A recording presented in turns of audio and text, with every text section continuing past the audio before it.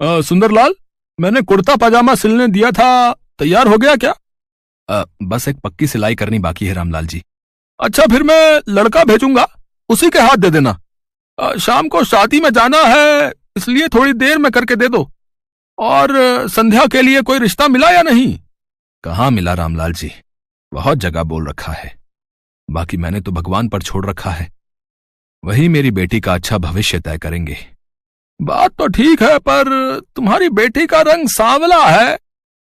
इतनी आसानी से लड़के सांवले रंग रूप की लड़की के लिए मानते नहीं हैं। इसलिए जब तुमने मुझे कहा था, मैंने भी इस बारे में किसी से कोई बात नहीं की। अच्छा, चलता हूं, कपड़े भिजवा देना है। सुंदरलाल देखता है रामलाल की बातें संध्या सुन चुकी है, इसलिए उसने बात बदलनी चाहिए। संध्या बेटी, तू रामलाल की बातों का बुरा नहीं मानना, वो तो बस। बापू, मुझे पता है मेरे कारण आपको कितना सुनना पड़ता है। सब कितनी बातें बनाते हैं, मुझे अच्छा नहीं लगता। ना बिटिया ना, ऐसा कभी मत सोचना। तू तो हमारी जिंदगी से बढ़कर हमें प्यारी है। मैं भी आप दोनों से बहुत प्यार करती हूँ बापू। अच्छा लाओ, कुछ कपड़े मैं सिल देती हूँ, आप थक गए होगे। संध्या का उदास चेहरा देखकर सुंदरलाल उस समय चुप हो जाता है। संध्या कपड़े सिलने लगती है।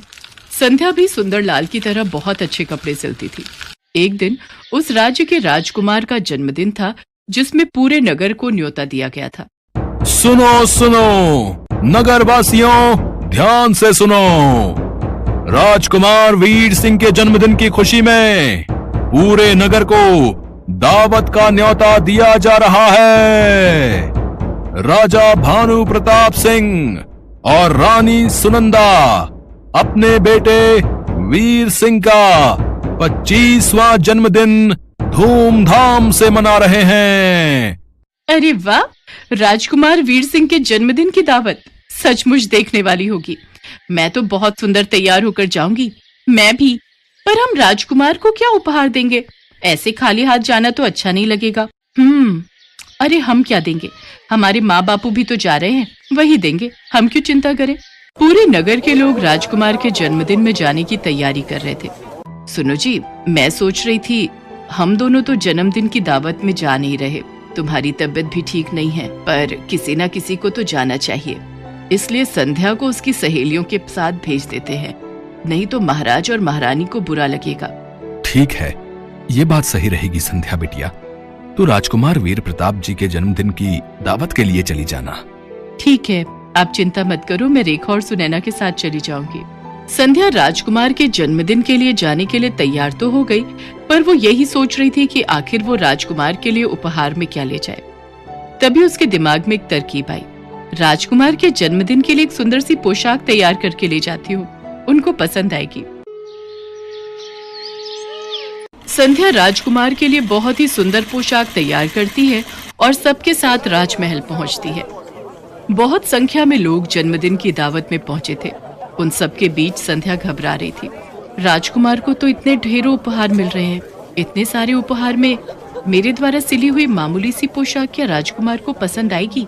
राजकुमार को अपने हाथ से देने की हिम्मत तो मेरे में है नहीं। चुपचाप उनके कक्ष में रख देती हूँ।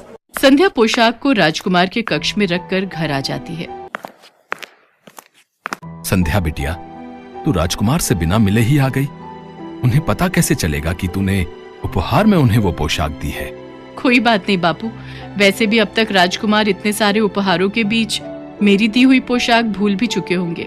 संध्या जैसा सोच रही थी वैसा कुछ भी नहीं था।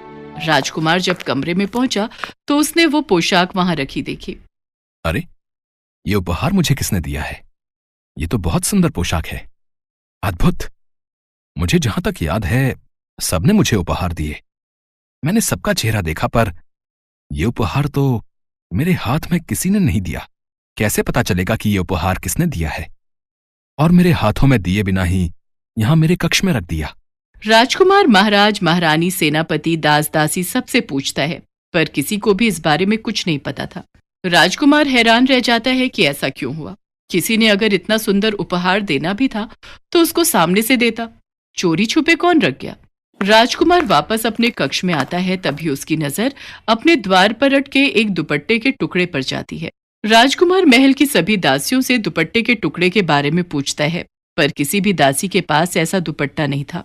राजकुमार को यकीन हो जाता है कि ये टुकड़ा यकीनन उसी लड़की के दुपट्टे का है जो उसके कमरे में वो पोशाक रख कर गई है। राजकुमार इस बात का पता लगाने के लिए पूरे नगर में सैनिकों को भेजता है। वो पोशाक किसने दी उसके लिए सब मना कर देते हैं। भाई, हमने तो बहुत महंगा उपहार दिया था। राजकुमार को चांदी की प्याली दी थी। हमने ये उपहार में पोशाक नहीं दी। उस समय सुंदरलाल, उसकी पत्नी और बेटी संध्या जरूरी काम से नगर से बाहर गए हुए थे, इसलिए उनसे पता करना रह जाता है। पर सैनिक ये बात राजकुमार को नहीं बताते। राजकुमार बहुत परेशान था। अब तो उसके पास एक ही रास्ता था, इस दुपट्टे के टुकड़े की असलियत जानने का। माँ, पिताजी, अब मेरे पास एक ही रास्ता है। मैं अपना स्वयंवर रखना चाहता हूँ, ताकि उस स्वयंवर में सभी लड़कियां आएं और वही पोशाक पहने जो उन्होंने मेरे जन्मदिन के उत्सव में पहनी थी। मुझे पता चल जाएगा कि यह दुपट्टे का टुकड़ा किसका है। फिर मैं उसी लड़की से विवाह करूंगा। इससे मुझे अपने प्रश्न का उत्तर भी मिल जाएगा। ठीक है पुत्र, अब तुम इस योग्य हो चुके हो कि तुम अपना जीवन साथी चुन सको। जैसी तुम्हारी इच्छा पुत्र। हम आज ही नगर में तुम्हारे स्वयंवर की घोषणा करवा देते हैं। राजकुमार उस दुपट्टे के टुकड़े के बारे में किसी से कुछ नहीं कहता। वो तो चुपचाप उस बारे में जानना चाहता था जिसके दुपट्टे का ये टुकड़ा था। नगर में घोषणा कर दी जाती है और ये बात सुंदरलाल के कानों तक भी पहुंचती है। संध्या बेटी, तुम्हें भी स्वयंवर में जाना चाहिए। तुम्हारे पिताजी ठीक कह रहे हैं संध्या बेटी। नगर की सभी लड़कियां स्वयंवर के लिए जा रही हैं। अगर तुम नहीं गई तो महाराज क्रोधित हो जाएंगे। उन्होंने नगर की सभी युवा कन्याओं को स्वयंवर के लिए आमंत्रित किया है। पर मेरा वहां जाने का कोई फायदा नहीं, क्योंकि मैं तो देखने में बिल्कुल भी सुंदर नहीं हूँ। राजकुमार तो मेरी ओर देखेंगे तक नहीं। फिर मैं वहां जाकर क्या करूंगी? बेटी, ये तो भाग्य की बात है। अगर तुम्हारे भाग्य में राज सुख लिखा है तो उसे कोई नहीं छीन सकता, और यदि नहीं लिखा तो तुम अपना कर्तव्य निभाकर लौट आना। नगर की सभी लड़कियां उसी पोशाक में राजमहल पहुंचती हैं जो उन्होंने राजकुमार के जन्मदिन के उत्सव में पहनी थी। राजकुमार की नजरें तो उस लड़की को ढूंढ रही थी जिसके दुपट्टे का टुकड़ा अभी भी राजकुमार के हाथ में था। राजकुमार ने आज वही पोशाक पहनी थी जो संध्या ने उसे उपहार में दी थी। इनमें से तो कोई भी लड़की वो नहीं है। आखिर ये किसके दुपट्टे का टुकड़ा है? कहीं मेरी ये योजना विफल ना हो जाए। राजकुमार अभी इस बारे में सोच ही रहा था कि तभी संध्या महल में प्रवेश करती है। संध्या ये देखकर हैरान रह जाती है कि राजकुमार ने वही पोशाक पहनी है जो उसने सिलकर दी थी। राजकुमार ने मेरी दी हुई पोशाक पहनी है। इसका मतलब राजकुमार को मेरे द्वारा सिली हुई पोशाक पसंद आई। ये देखकर मैं बहुत खुश हूँ। बापू और माँ अगर ये सुनेंगे तो वो भी बहुत खुश होंगे। संध्या अभी ये सब देखकर मुस्कुरा ही रही थी कि तभी राजकुमार वीर प्रताप की नजर उसकी पोशाक पर जाती है। यही है वो जिसकी मुझे तलाश थी। आप सब जानना चाहते हैं मैंने ये स्वयंवर क्यों रखा है? क्योंकि मैं अपना जीवन साथी चुनना चाहता था। जिस लड़की की मुझे तलाश थी आज वो मेरे सामने खड़ी है। मैं उसका नाम तो नहीं जानता, पर आज जो पोशाक मैंने पहनी हुई है उसी लड़की ने मुझे उपहार में दी थी। क्या वो लड़की मेरी जीवन संगिनी बनना चाहती है? सब लड़कियां एक दूसरे का चेहरा देख रही थी, क्योंकि उनमें से किसी ने भी ये पोशाक राजकुमार को नहीं दी थी। संध्या तो सच जानती थी।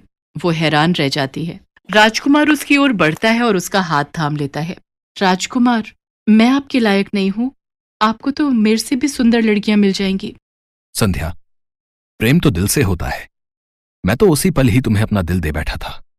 जब मैंने इस पोशाक को देखा, वो तो तुम्हारे दुपट्टे का टुकड़ा दरवाजे में अटका हुआ था, तभी मुझे तुम्हारे बारे में पता चला। वरना मैं तो सच्चाई जान ही नहीं पाता। और मेरी नजरों से देखो, तुम मेरे लिए दुनिया की सबसे खूबसूरत लड़की हो। संध्या अपने दुपट्टे की ओर देखती है जो किनारे से फटा हुआ था। वहां खड़ी सभी लड़कियां हैरान रह जाती हैं। राजकुमार वीर प्रताप की बातें सुनकर संध्या की नजरें शर्म से झुक जाती हैं। उसके पश्चात सुंदरलाल और शांति को दरबार में बुलाया जाता है। फिर शुभ मुहूर्त में संध्या और राजकुमार वीर प्रताप का विवाह संपन्न होता है। आज संध्या के जीवन में दुनिया की सारी खुशियां थी। Hello friends, thanks for watching this video. अगर आपको ये वीडियो पसंद आया है तो प्लीज़ लाइक, सब्सक्राइब, कमेंट्स करें इस वीडियो पर, और हाँ, शेयर करना भी ना भूलें। और भी मज़ेदार वीडियो देखने के लिए नीचे दिए गए बेल आइकन को दबाएं। देखते रहिए।